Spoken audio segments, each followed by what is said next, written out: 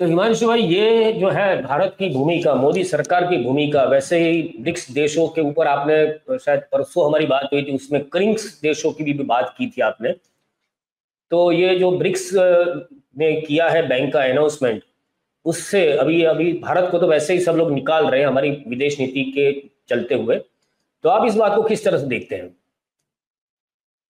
नमस्कार द मयूर जानी ऑफिशियल के दर्शकों को, जो कोई ये शो देख रहा है, आपको, आपकी टीम को, सभी को। देखिए, ब्रिक्स की बैंक और ब्रिक्स की एक करेंसी लॉन्च होने की बात बहुत पहले मैंने एक डॉक्टर जयनारायण व्यास साहब जो है, जिनके साथ मैं शो करता हूँ, उसमें मैंने ये बात रखी थी। तब व्यास साहब की दलील भी ये थी कि पॉसिबल नहीं है। उसके बाद कृष्णकांत अनरकट जी, जो यहाँ पे अच्छे खासे एस्टैब्लिश जर्नलिस्ट और कॉलमिस्ट है गुजरात में, उन्होंने एक अखबार में ये आर्टिकल लिखा था, और करीबन 1 या 1.5 साल के बाद तो वो आर्टिकल भी मैंने शेयर किया था जयनारायण भाई के साथ, और कहा था कि देखिए, मैंने ये आपको 1 1.5 साल पहले कहा था, आज ये बात आ रही है, मतलब पिछले ब्रिक्स के टाइम अगर हम बात करें, तब से लेके ये बात है। दूसरा, जिस तरीके की करेंसी वॉलेटिलिटी मार्केट में देखने को मिली है, जो युद्ध के आसार है, जिस तरीके से यूरेशियन जोन में रशिया और यूक्रेन की लड़ाई को लेके बहुत सारे शिपिंग रूट्स चेंज हुए, तेल के दामों में बड़ा बढ़ोतरी आई, करेंसी वॉलेटिलिटी आई, फ्रेट के भाव में बहुत बड़ी, मतलब आपको मूवमेंट देखने को मिली। उसी के साथ इंश्योरेंस के भाव के कवर भी बढ़ गए। तो इन सब चीजों के चलते कहीं ना कहीं ये लग रहा था कि डॉलर जिस तरीके से मजबूत हो रहा है इन सब चीजों में, क्योंकि आपको सब चीजें डॉलर में दाम सारे डॉलर विनिमय में करना होते हैं। पड़ता है दुनिया के साथ, क्योंकि एक स्टैंडर्ड करेंसी। और चाइना जिस तरीके से डी डॉलराइजेशन की गेम के सामने पड़ा है कि इसको डी डॉलराइज करना है, जो अपनी डिजिटल करेंसी लॉन्च करके बैठा है,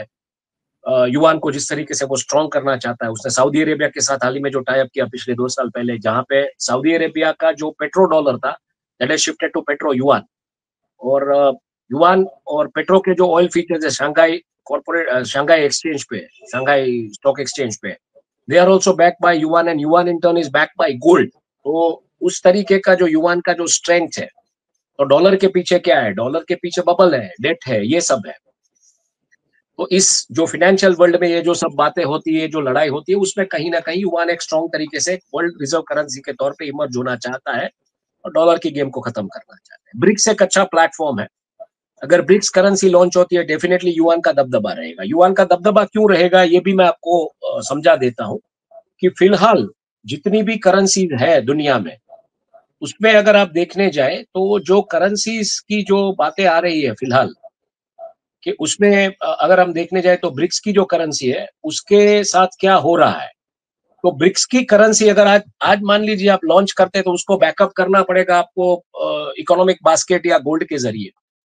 तो एक बेंचमार्क की ये बात आ रही है कि अगर ये लॉन्च होती है, मान लो आज के तारीख में क्रिप्टो चेन अगर लॉन्च किया जाता है ब्रिक्स का, तो उसकी वैल्यूएशन देखी जा रही है 1700 से 2700 रुपया प्रति यूनिट। मतलब कोई ब्रिक्स कॉइन मान लीजिए लॉन्च करता है क्रिप्टो की दुनिया में, तो ये एक अनुमान है। अगर उसको गोल्ड या उसके जरिए करेंगे तो उसकी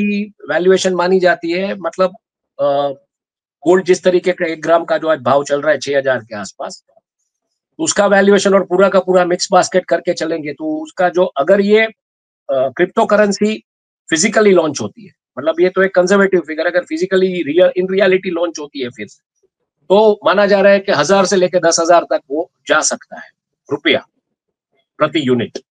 और उसमें भी क्या है, सबसे बड़ा जो अगर देखने जाए तो चाइनीज युआन का पोर्शन बड़ा है, क्योंकि चाइनीज युआन के सामने हमारी जो करेंसी है भारतीय रुपया जो है वो करीबन 11-12 रुपए के आसपास है, और बाकी जो करेंसी जो उसके सामने इतना बड़ा नहीं है। तो युआन का ही दबदबा रहे, क्योंकि हमने देखा पिछले सालों रूपी ट्रेड में बात की जब आपने रशिया से, तो रशिया ने कहा कि रूपी का आपका रिजर्व हमारे पास बढ़ गया, रुपया कोई लेता नहीं है, तो आप चाइनीज युआन में हमारे साथ डील कीजिए। तो चाइनीज युआन में वो डीलिंग्स हुई थी, उसको लेके भी बहुत लोकसभा में भी हंगामा हुआ था कि ये क्यों आपने किया, किस लिए किया। लेकिन हमको हमारे एनर्जी सिक्योरिटी को, मतलब हिमांशु हुआ भाई, क्या है, हाँ, आपका आपका मतलब हुआ, नेटवर्क चला गया था। नहीं मतलब हुआ क्या है कि कहीं ना कहीं एक होल प्लग करने के लिए दूसरे होल का, मतलब एक गड्ढा प्लग करने के लिए दूसरा गड्ढा खोदा गया, दूसरा गड्ढा प्लग करने के लिए तीसरा। એટલે उसको जो गुजराती में कहते हैं ना कि पंचर में थूक ना सांधा न हो, तो वो मतलब उस तरीके से गड्ढे कर करके टेम्पररीली आप चला, आपके पास कोई इकोनॉमिक ब्लूप्रिंट तो है नहीं सत्ता में बैठे लोगों के पास, इसलिए तो इकोनॉमिकली देश की हालत जो है वो आंकड़े जो हमेशा दलीलें होती है। दलीलें क्यों होती है? क्योंकि उनके आंकड़े जो है वो वैल्यूएशन ड्रिवन है, वॉल्यूम ड्रिवन नहीं है। और ये चीजें सब कंपनियों ने भी कह दी कि जिस तरीके से डिमांड टूटी हुई है, तो कहीं ना कहीं अगर ब्रिक्स करेंसी लॉन्च होती है, व्यापार विनिमय इन कंट्रीज के बीच होता है, ब्राजील, रशिया, इंडिया, चाइना और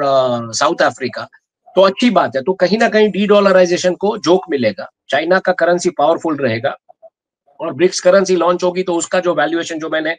क्रिप्टो के माध्यम से जो मैंने एस्टिमेट करके बोला वो होने की संभावना है। और बाकी वो जिस तरीके से 1 ग्राम अगर गोल्ड से बैक होता है तो गोल्ड का भाव जैसे फ्लक्चुएट होगा उस दिशा में ये रहेगा। तो इसके चलते अगर ये करेंसी लॉन्च होती है और ये पूरे राष्ट्र जो है चाइना, रशिया, इंडिया, ब्राजील और साउथ अफ्रीका अगर साथ में अपना विनिमय करते हैं और उसी में करेंसी लाते हैं तो उनको डॉलर की जरूरत नहीं पड़ेगी। इसीलिए ट्रंप ने कहा था कि ब्रिक्स को मैं मान्यता नहीं देता हूं और ब्रिक्स की करेंसी अगर लॉन्च की तो मैं आपको टैरिफ के जरिए मार डालूंगा। अब उसके चलते टैरिफ का जो माहौल है अभी, टैरिफ में 9 जुलाई को हमको पता चल जाएगा क्या होने वाला है।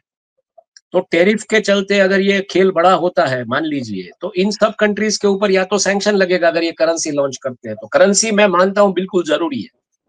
क्योंकि करेंसी वॉलेटिलिटी जिस तरीके से मार्केट में और हमारी करेंसी जो ब्लीड हो रही है वो उसको रोकना जरूरी है, no doubt about that economically. लेकिन अगर ये आप करते हैं तो अगर आपके ऊपर सैंक्शन लगती है, जिस तरीके से ट्रम्प ने कहा है टैरिफ वॉर का वो होता है, दुनिया आपको माल बेचेगी नहीं, आपको इन 5 राष्ट्रों को ही अपने अंदर व्यापार करना पड़ेगा, तो ये आप कैसे करेंगे? और उसमें चीन जैसा राष्ट्र जो अपना दबदबा बना के बैठा है, अपने मैन्युफैक्चरिंग हब्स बना के बैठा है, वो अगर मान लीजिए छोटे मोटे राष्ट्र जो अफ्रीका के वगैरह जो आपके साथ जुड़े हुए हैं, उनका क्या है इकोनॉमी और जीडीपी में वैल्यूएशन क्या है, कुछ इतना बड़ा तो है नहीं। लेकिन मान लीजिए अगर वो पूरा समूह लेके भी आपने कुछ कर लिया, जैसे आप मतलब वो ऐसा चल रहे हैं 2010 में जो आपने वो स्ट्रैटेजी बनाई थी यहाँ पे लोकल बॉडी इलेक्शंस में कि पटेलों की राजनीति खत्म करने के लिए आप दूसरी कम्युनिटी से नेता लेके आए, वो यहाँ पे नहीं चलता है। यहाँ पे चीजें अलग होती है, यहाँ पे ऐसी बात नहीं है। यहाँ पे दबदबा पूरा अलग है, लड़ाइयाँ रसूख की पूरी अलग है, उसमें बहुत सारा है, खाली करेंसी नहीं है, उसमें आर्म्स मार्केट भी है, उसमें वॉर स्ट्रैटेजीज भी है, उसमें इकोनॉमिक स्ट्रैटेजीज भी है, सब कुछ है। और ये जो सब नेता बैठे हैं, चाहे रशिया का पुतिन हो या चाइना का जी जिनपिंग हो या ब्राजील में जो लोग बैठे हैं, वो सब मतलब कहीं ना कहीं एक उसका स्ट्रैटेजिक थिंकिंग है, उनका बैकग्राउंड जो है वो मिलिट्री जैसा है, तो उस तरीके से वो लोग वहां पे बैठे हैं। तो आपके पास वो नहीं है ये बैकग्राउंड और ये स्ट्रैटेजिकली ये सब सोचने का और ये सब करने का।